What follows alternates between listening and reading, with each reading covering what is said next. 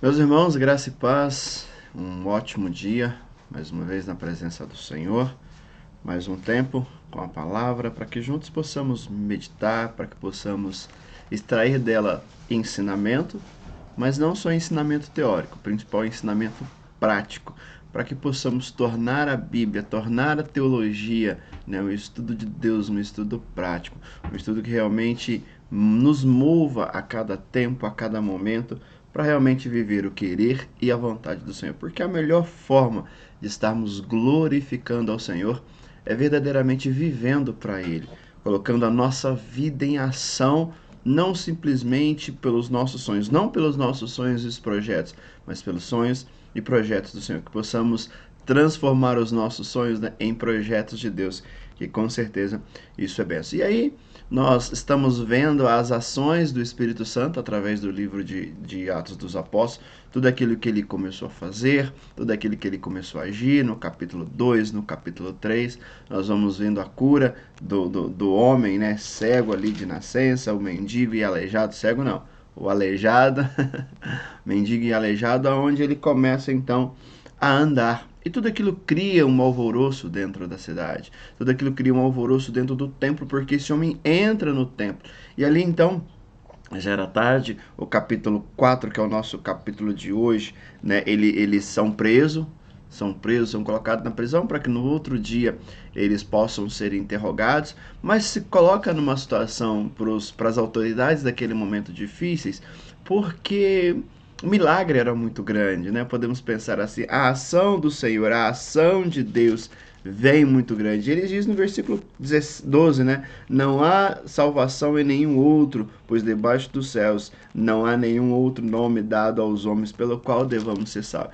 Então, em todo questionamento, em toda questão, eles começam a anunciar a Jesus, a falar de Jesus, aonde eles não podiam discriminá-los ou fazer qualquer tipo de coisa, porque toda a multidão havia sido envolvido naquela situação, todo mundo havia sido comovido, ministrado por aquela questão até então da cura daquele homem, de uma cura realmente poderosa, porque era um homem que todos o conheciam. O texto vai dizer que ele tinha mais de 40 anos e ele estava ali sempre à porta do templo mendigando, então todos os conheciam. Sabe aquele senhorzinho que a gente conhece, aquela pessoa que não era um senhorzinho, né, um homem de 40 anos, mas aquela pessoa que sempre a gente vê no mesmo lugar, fazendo as mesmas coisas. Então ele era conhecido.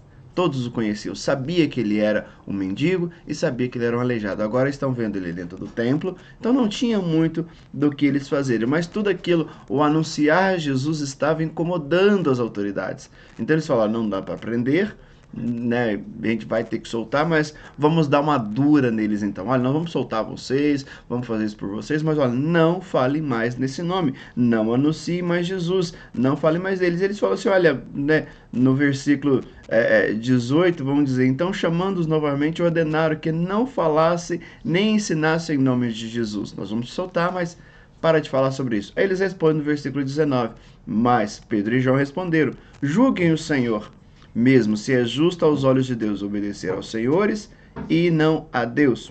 Versículo 20. Pois não podemos deixar de falar do que vimos e ouvimos. E nós? E as nossas vidas? Como tem? Como estamos? Porque eles estão dizendo, olha, nós não podemos. Nós não podemos nos calar, nós não podemos ficar na nossa, ficar quietinho, porque aquilo que nós vimos, aquilo que nós ouvimos, eu posso até acrescentar aquilo que nós experimentamos, não pode ficar só para mim. Eu creio que aqui é um grande chamado ao evangelismo, um grande chamado a anunciarmos esse Cristo, a anunciarmos esse evangelho, porque nós temos experimentado, nós temos servido a Ele, nós temos ouvido dele e sobre ele. Ele mesmo tem ministrado aos nossos corações. Quantas coisas ele tem feito nas nossas vidas. E será que nós vamos tomar a atitude de ficar em silêncio? De nos calar?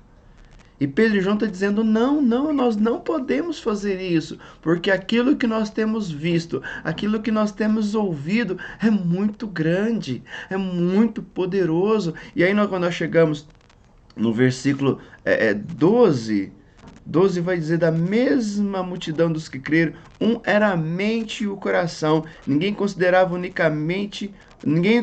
unicamente sua coisa alguma que possuísse, mas compartilhavam tudo o que tinham. Então, O que o Espírito estava fazendo? O Espírito não estava simplesmente dando poder a eles para curar, não estava dando poder a eles simplesmente para anunciar, para falar, mas o Espírito Santo também estava trazendo a unidade de Deus sobre a vida deles, onde diz que todos tinham a mesma mente e o mesmo coração. Qual que era a mesma mente, o mesmo coração? De anunciar que não podiam ficar calados, não podia simplesmente ver tudo aquilo e guardar debaixo do colchão e guardar numa caixinha e deixar ali. Não, eu preciso anunciar, eu preciso falar, eu preciso obedecer, porque aquilo que eu tenho visto e ouvido é muito grande. E não é diferente nos nossos dias. Sabemos que o Senhor tem ministrado aos nossos corações, sabemos que o Senhor tem falado conosco a cada instante. E nós temos seguido o exemplo de Pedro e João, de, mesmo diante de todas as dificuldades, mesmo diante de todas as lutas, continuar anunciando e falando? Ou temos regredido? Ou temos olhado para trás, temos ficado quietinho, temos feito como Jonas, indo lá para o porão do barco e no meio de uma grande tempestade dormindo? Que possamos pensar nisso hoje. Beijo no coração, fiquem todos com Deus, em nome de Jesus.